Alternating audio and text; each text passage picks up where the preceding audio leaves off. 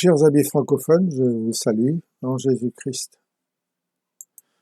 Nous lisons dans la parole de Dieu au livre des Actes, chapitre 1er, verset 8, ces simples mots, mais qui sont très importants.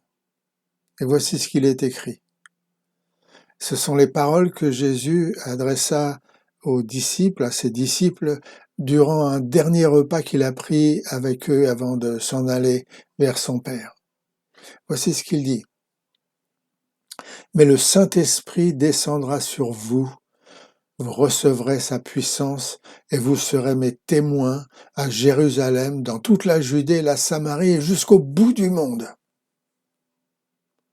Au cours de l'histoire, nous avons appris qu'un virus est extrêmement contagieux. Dans notre monde, des millions de personnes sont mortes d'une telle contagion.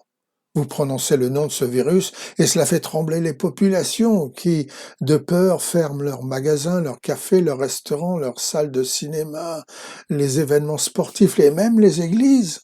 Un tel danger vous vide les rues des villes et des villages de ses habitants en un rien de temps qui, terrifiés, resteront confinés dans leur maison ou leur appartement pendant des mois. Mais enlever cette terrible malédiction, son principe de contagion, et immédiatement la peur que ce virus entraînait parmi les êtres humains s'arrêtera. Lorsqu'une telle pandémie a perdu son infectiosité, les grandes organisations médicales internationales et les équipes de secours qui avaient envoyé des infirmières, des médecins pour traiter, pour aider, pour guérir, désinfecter des corps malades, retourneront dans leur pays, pendant que d'autres équipes enterreront, voire brûleront des corps affectés et relogeront ceux qui ont tout perdu. Les médias, si préoccupés par cette infection, cesseront de la signaler. Les journaux arrêteront d'écrire en première page sur ce sujet. Les scientifiques, les chirurgiens, les docteurs qui discutaient et rediscutaient sur la nature de cet agent infectieux de petite taille laisseront bientôt leur place sur l'écran de votre télévision ainsi que leur voix à la radio à d'autres intérêts plus frappants, comme le sport ou la politique. Il n'y a pas si longtemps de cela, un virus appelé CPAV ou christianisme primitif apparut suite à la mort d'un homme appelé Jésus, qui, nous dit-on, ressuscita d'entre les morts 3 jours plus tard. Ce virus était très contagieux, et je dirais même extrêmement contagieux. Il a commencé à se propager avec une vitesse fulgurante malgré tous les efforts apportés pour arrêter sa progression. Il y avait en lui un principe de contagion pas comme les autres. Il était si vivant, si puissant que tout ce qui fut mis en place pour empêcher sa propagation n'aboutit à rien. Il vous suffira d'ailleurs de lire le livre des Actes dans la Bible pour que vous constatiez par vous-même la vitesse d'une telle infection en pleine action. On apprend par exemple qu'à Jérusalem, en quelques minutes, 3000 personnes ont été infectées par ce virus et qu'elles sont toutes mortes au péché et vivent de la justice de Dieu. On nous rapporte pareillement que ce CPAV s'est propagé à une vitesse fulgurante lorsqu'il a quitté Jérusalem pour envahir le Liban, puis la Syrie vers le nord, et les vallées du Sel, et le Sinaï vers le sud. Même le désert de Jourdain à l'est ne pouvait pas l'arrêter. On tremblait dans la Cappadoce, et de l'autre côté jusqu'au bord de l'Égypte. Ce virus du christianisme primitif était si agressif, si combatif, si ardent, si contagieux, si malin, que chaque être coupable ressentait dans leur cœur la menace de celui-ci, à tel point qu'aucun d'eux ne pouvait vivre en paix dans ses péchés. Tous les gens étaient attaqués, affrontés, défiés par ce virus, confrontés, que cela leur plaise ou non, à cette question solennelle si importante sur la vie et la mort.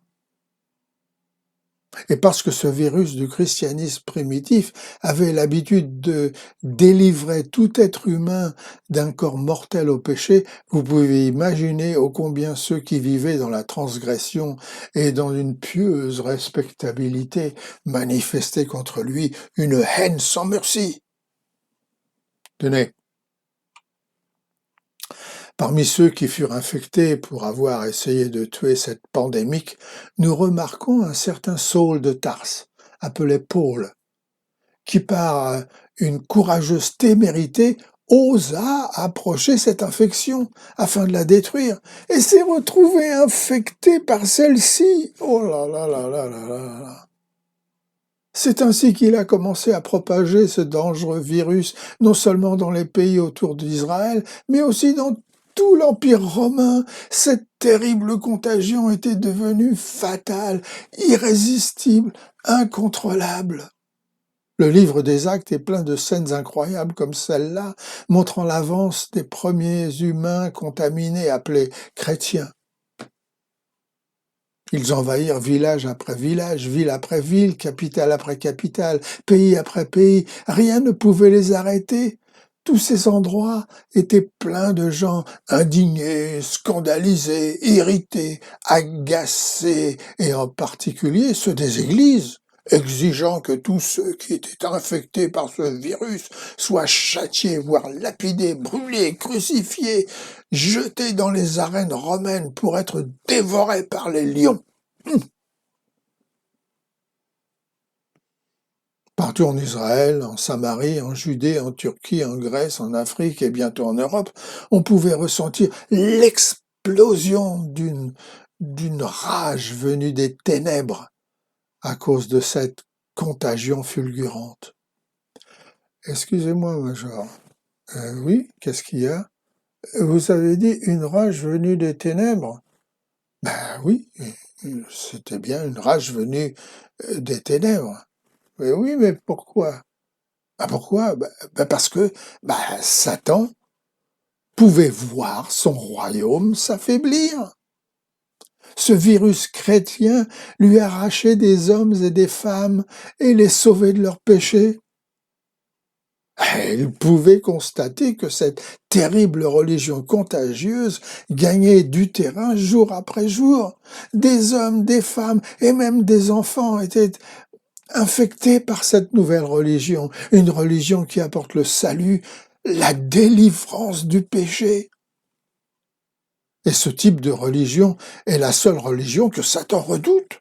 Toute autre croyance ne l'impressionne pas beaucoup.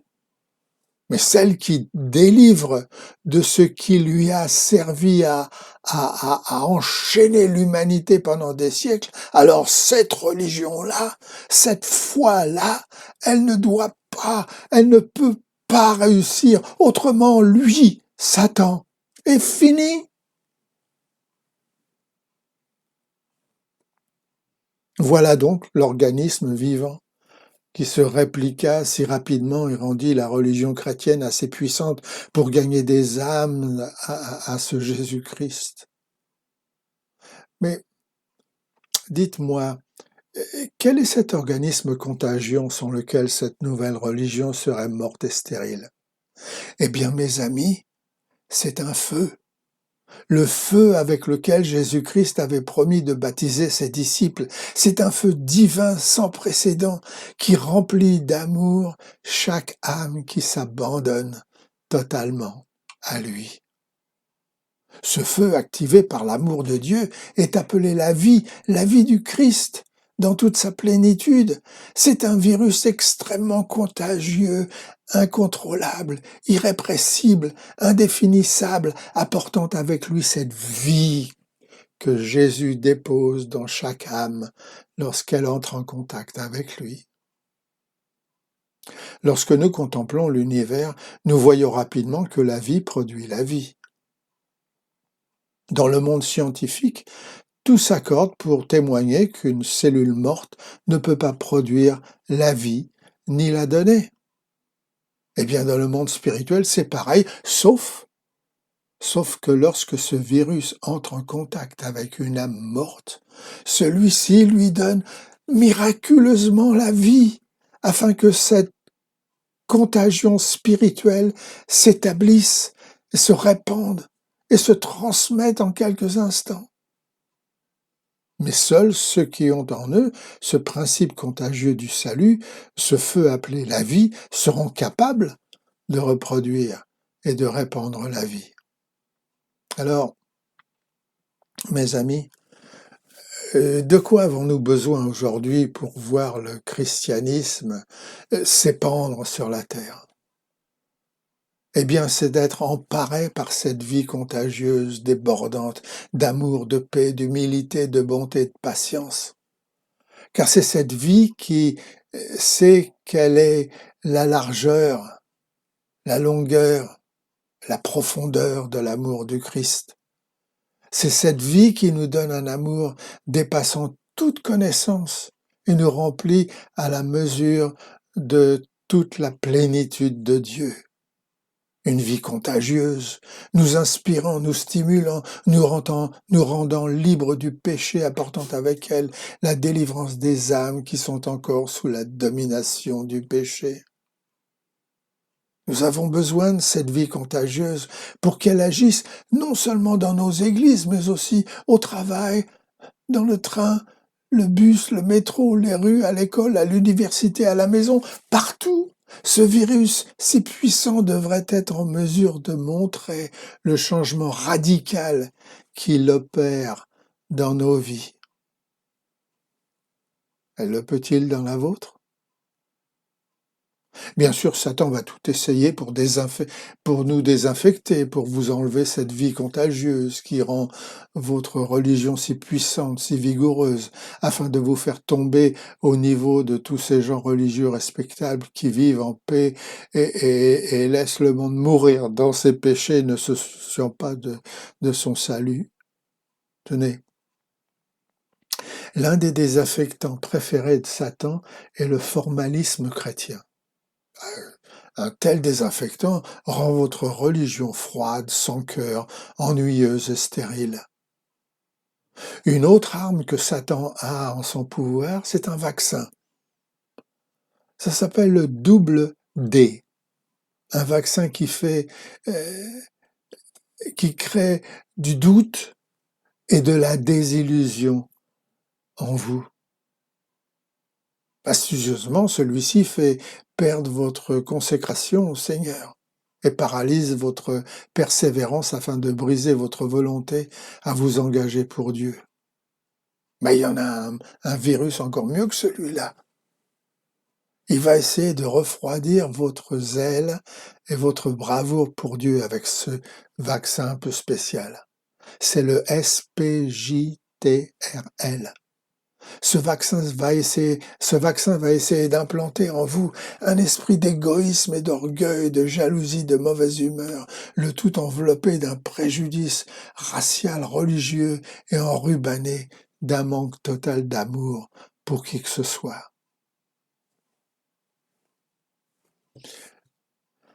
Alors, ne me dites pas que je ne vous ai pas prévenu. Aimeriez-vous que Dieu rende votre religion contagieuse?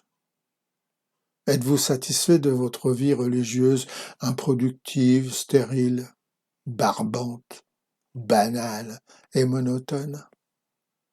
Alors pourquoi ne pas laisser la vie de Jésus-Christ brûlante, passionnante, captivante, remplie d'amour, entrer dans votre cœur afin que par cette nouvelle vie ardente, le virus du christianisme se propage en vous et tout autour de vous. Et puis, entre nous, profitez-en, car il est gratuit ce virus. Alléluia! Allez, Dieu vous garde.